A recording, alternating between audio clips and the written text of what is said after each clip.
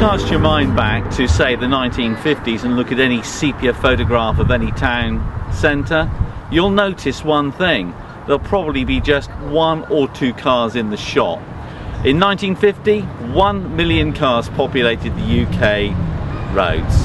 Today, it's 30 million, which is why we all need one of these. Now, when I said just a few moments ago, we all need one of these, I didn't mean a sharp blow to the back of the head from a wing mirror of a passing bus. If you thought that looked close, it most certainly was. Closer than I'd care to say.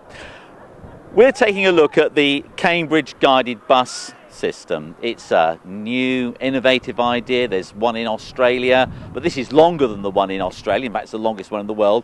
Guided bus system. How it works, let's take a quick look.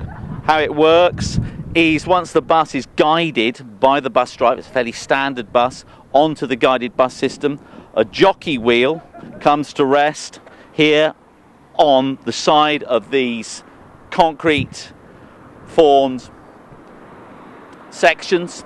They use 50,000 tons of concrete and laid 6,000 of them, all within a millimetre tolerance or thereabouts. The bus can then speed its way on its unique roadway until it has to cross other roads or join other roads, but it's got a unique route, and that's taken enormous pressure off the busy A14. A14 is running at absolute capacity, over capacity. It grinds to a halt. The least thing goes wrong, a breakdown or an accident, it causes hours of delay. Cambridge is busy, wonderful academia, busy science park. They needed a solution urgently to ease that, and the guided bus route is providing it. North Stowe, the new town plan just up the track here, that'll come on stream in a minute. No doubt the guided bus will go in there. Of course, the beauty of the bus, the guided bus, is it can leave the guided bus sections and become an ordinary road vehicle, which you can't do with, say, a train. So, clever stuff. But you know, the whole concept has been fraught with problems. There's been disputes, there's been flooding, there were spelling mistakes on the signage, the whole thing's been called a white elephant, and of course it's been delayed and gone over budget, but what project doesn't? So all those things have happened, but however innovative this idea was, it's now up and working, however innovative it was, the concept of taking what's there and redundant, maybe, and changing it into something else is not new, because hundreds of years ago in St Ives, they were doing just that.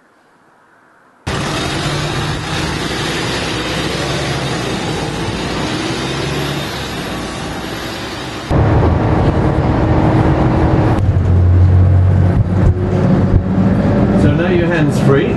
Tell me what it's like to drive one of these. Strange.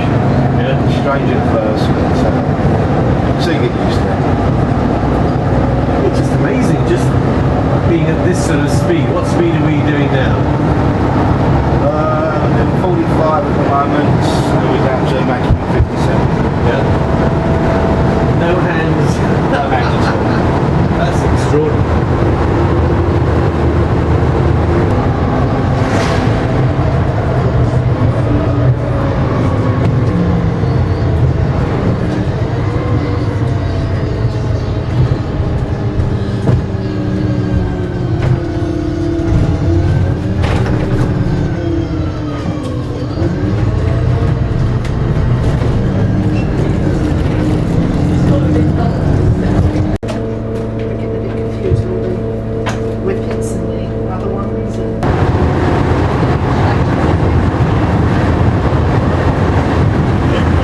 Safely arrived in St Ives, and on the guided bus system, quite a remarkable piece of engineering, and of course it's the latest 21st century idea to get people around, but of course we've got a history of doing this, and behind me now you'll see this bridge over the Great River Ouse.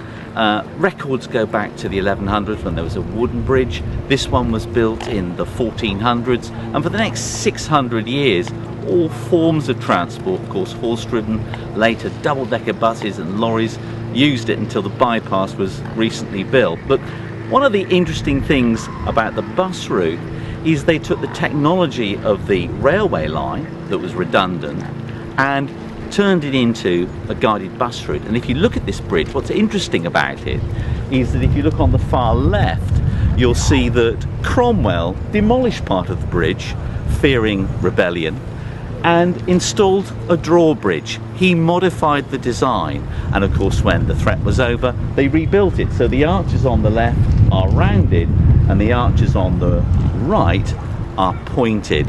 In other words, what we see going on here is somebody took what was there, they modified it for their purpose, and that's exactly what the bus route has done.